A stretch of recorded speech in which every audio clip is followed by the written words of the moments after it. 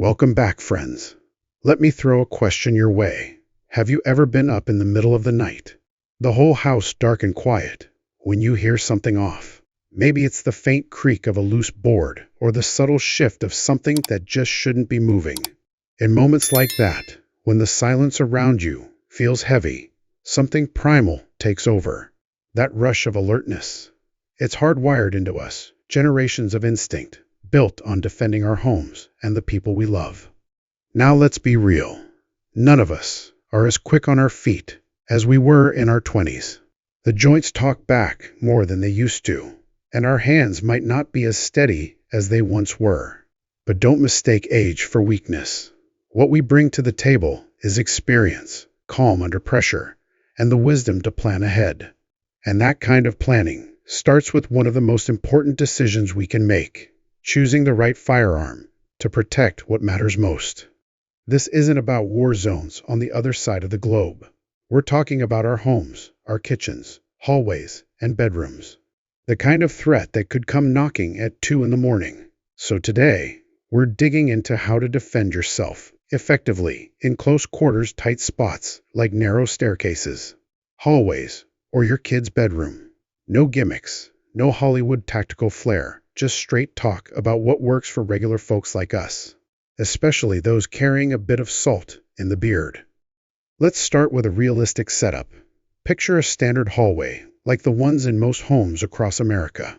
In tactical terms, that's a classic fatal funnel, a narrow space where you've got no real cover, and if trouble steps in, it's coming straight toward you.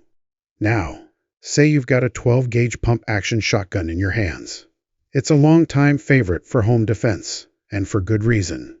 The sound of chambering a shell alone can change a criminal's mind real fast. It's rugged, powerful, and reliable. But there's a downside: its size. A traditional 12-gauge with an 18 or 20-inch barrel pushes past 3 feet in total length. Try navigating a hallway or making a clean turn through a doorway with all that steel out front. It's clunky, slow to move, and louder than you'd like. That long barrel might peek out before you even see what's around the corner. And the recoil, it's no small thing. If your shoulder isn't what it used to be, follow-up shots can be a challenge. So what about switching to a handgun? That seems like a natural solution. It's compact, easy to keep tucked close to your chest, and you can maneuver it quickly in tight spots. One hand stays on the firearm, the other is free to open doors, grab a flashlight, or dial 911. That versatility is a big plus. But here's the catch: running a handgun under stress, especially if you don't train regularly, can be tricky. With age comes a little more handshake, and pistols already have a short sight radius. That can turn a solid shot into a miss, even from 5 to 7 yards away. That brings us to what I think is the real sweet spot for a lot of folks: pistol caliber carbines, or PCCs. These are short, lightweight rifles that shoot common handgun rounds, like 9mm or 45 ACP. Think of it as the best of both worlds. You get the easy handling of a pistol with the steadiness and accuracy of a rifle. A PCC is shorter than a shotgun, making it way easier to move through hallways or around corners. And because you've got 3 points of contact, your main hand on the grip, your support hand on the forend, and the stock tucked into your shoulder, you get excellent control. That extra stability helps cancel out any natural hand tremors, and your shot placement becomes a whole lot more forgiving than with a pistol. And the recoil? It's almost laughable. A 9mm round coming out of a 16-inch carbine barrel barely has more kick than a .22 long rifle. That makes shooting fast and accurately way more manageable, especially for folks whose hands or shoulders aren't what they used to be. Toss a red dot optic on top, and your sight picture becomes lightning fast. For aging eyes, that's a game changer. Just shoulder the rifle, dot on the target, press the trigger. Done. Bottom line, picking the right home defense firearm isn't about what looks cool or what the guy behind the counter recommends. It's about being honest with yourself, knowing your capabilities, understanding your limits, and setting yourself up to win if the worst ever happens. Prepare smart, train well, and stay ready. All right, let's shift gears and talk about something that often gets ignored when folks discuss defending their home's noise. Shooting outside already packs a serious punch to the ears, but pop off a round indoors, especially inside a narrow hallway lined with drywall or brick. That's a whole different monster. You're not just hearing the blast, it's bouncing off walls, magnifying, and hitting you like a shockwave.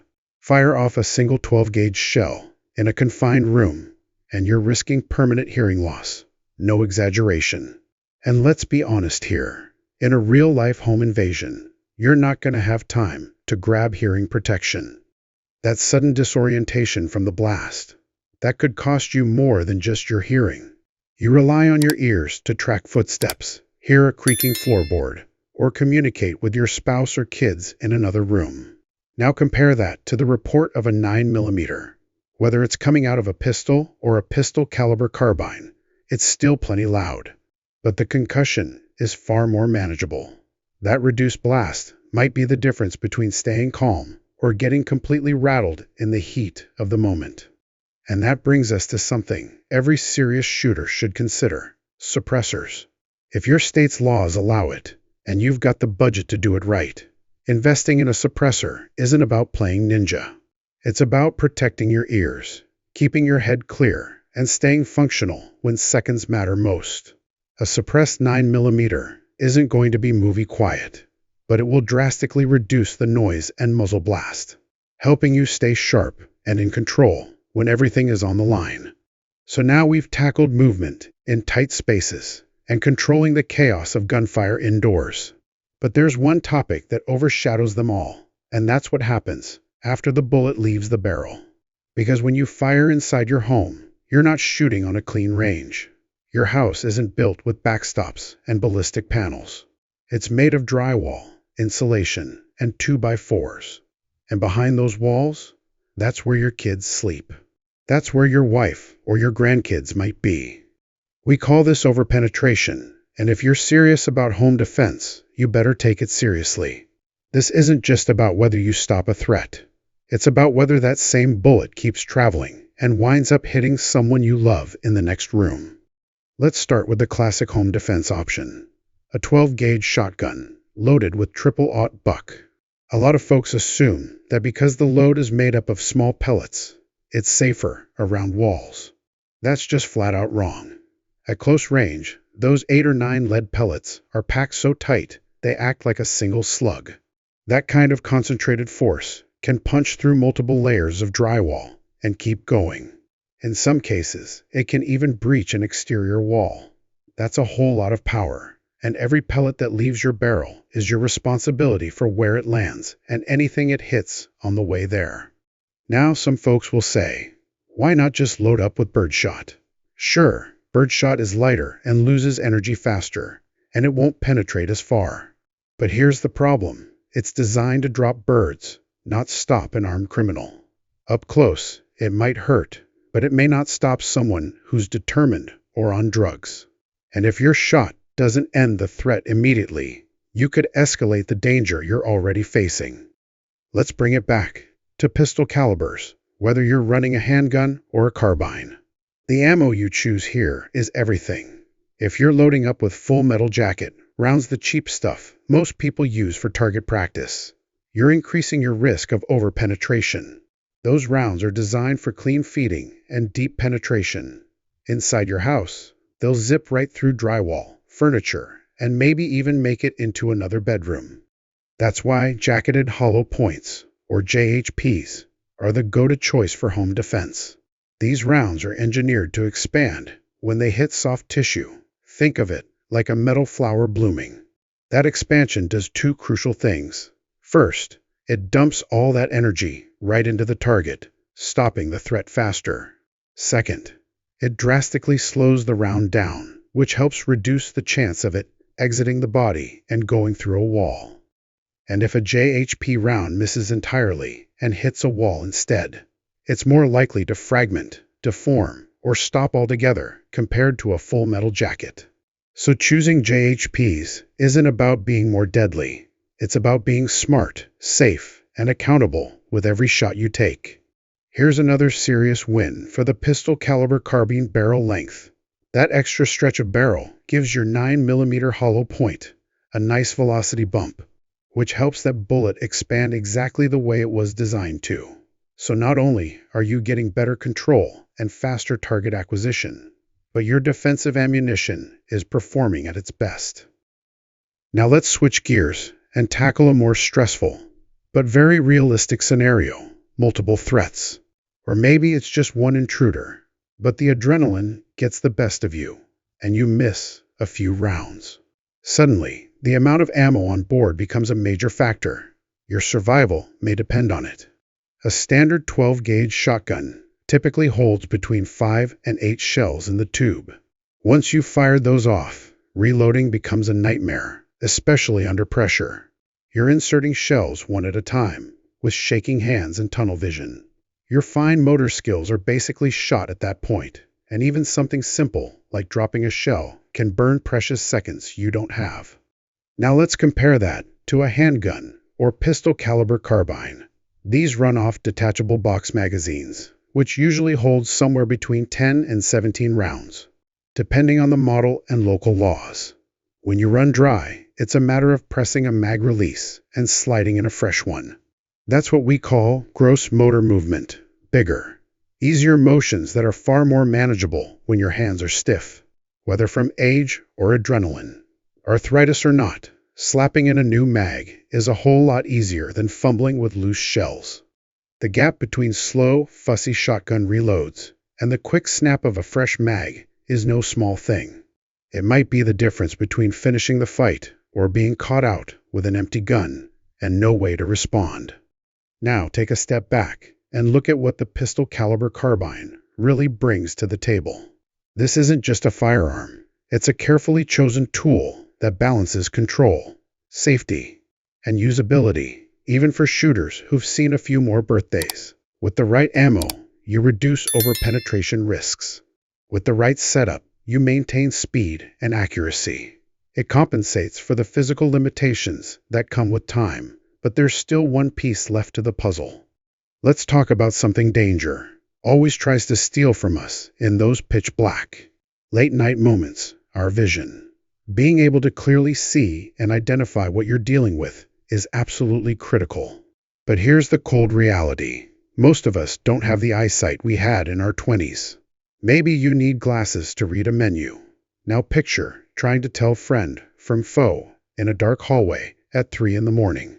That's not just hard, that's impossible without help. And here's where things get serious. Because the number one rule of responsible gun ownership is this: you must positively identify your target. No firing at shadows. No pulling the trigger because you heard something. If you can't see exactly what or who you're aiming at, you don't shoot, period. But how are you supposed to do that when both your hands are tied up, one on the gun, and the other fumbling around for a light switch or trying to hold a flashlight? That kind of juggling act can get you or someone else hurt. In a real fight, you need both hands firmly on your weapon, no compromises. That's why a weapon-mounted light isn't just a cool accessory, it's a must-have. Mounting a high-output flashlight directly on your firearm means that wherever your muzzle goes, light follows. You keep full control of your firearm and instantly gain the ability to see your environment. It's about giving yourself the advantage to identify the threat before making any life-altering decisions. Today's tactical lights aren't just bright, they're blinding. A burst of 1,000 lumens into an intruder's eyes can stop him in his tracks. That sudden flash buys you time, clarity, and the edge you need to make the right call, whether that's shouting a command, holding position, or pulling the trigger. But seeing is only one side of the coin. The other half is being able to aim and hit your target under stress.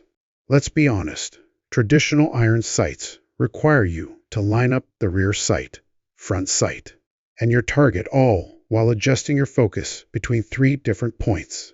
For younger shooters, that might be doable. But for those of us with a few more candles on the birthday cake, That kind of precise visual work just doesn't happen fast. And in a moment of panic, good luck. Let's talk about something that might just change how you shoot forever, the red dot sight. If you've never run one on a carbine before, I've got to say this loud and clear. It's a total game changer. No more fighting with iron sights. No more squinting down a narrow sight picture. You keep both eyes open, stay fully aware of your surroundings, and you place that bright red dot directly where you want your shot to go. That's it. Target, dot, press. It's that intuitive. And for folks like us, those whose eyes aren't what they were in their 20s, it eliminates so many of the visual hurdles that come with traditional aiming systems. Even if you've got astigmatism or wear glasses, a good red dot optic cuts through that noise and gives you a clear, fast aiming point. So when we take a step back and look at the full home defense setup we've just built, it's obvious that we didn't just grab any random gun off the shelf. What we've put together here is a complete defensive system, purpose-built for the real-world challenges we face in our homes. You've got a compact pistol, caliber carbine, perfect for moving through doorways, tight staircases, and hallways without dragging a 36-inch barrel behind you. It fires 9mm hollow points, a proven cartridge that balances manageable recoil with excellent terminal performance, and one that dramatically reduces the risk of a round going through a wall and hitting someone you care about. You've got the ability to load up with high-capacity magazines, giving you the peace of mind that comes from knowing you've got plenty of rounds on tap, and you can reload quickly without fumbling under pressure. Add a weapon-mounted flashlight, and you can dominate the darkness, identify threats, scan your surroundings, and stay in control without tying up your hands. Top it off with a red dot sight, and suddenly, precise aiming becomes fast, easy, and reliable, even if your hands shake or your vision isn't perfect anymore. Now sure, building out a setup like this doesn't come cheap. You could grab a bargain pump-action shotgun or a basic pistol for a whole lot less. But this isn't about what's cheap, it's about what's effective. You're not just spending money on gear, you're investing in readiness, in confidence, in the ability to respond to danger with speed, clarity, and control, regardless of your age or physical condition. And here's what I want to leave you with. Maybe you're in your 50s, 60s, even 70s, and you're wondering if this stuff still applies to you. Let me tell you, it absolutely does. It's never too late to sharpen your skills. It's never too late to rethink your home defense plan. Getting older doesn't mean stepping aside. It means being smarter, being deliberate, and knowing how to make your tools work for you. I want to hear from you. What kind of setup do you trust to protect your home? Are you running a similar configuration, or do you take a different approach entirely? Drop a comment below. I read every one of them, and your insights might just help someone else make a smarter, safer choice. If you found any value in today's video, do me a favor, hit that like button. It helps more than you know. And if you haven't already, I'd be honored if you'd subscribe. We've got more conversations like this coming, and I'd love to have you with us. Stay alert, stay ready, and never let time rob you of your capability. Thanks for watching. I'll catch you in the next one.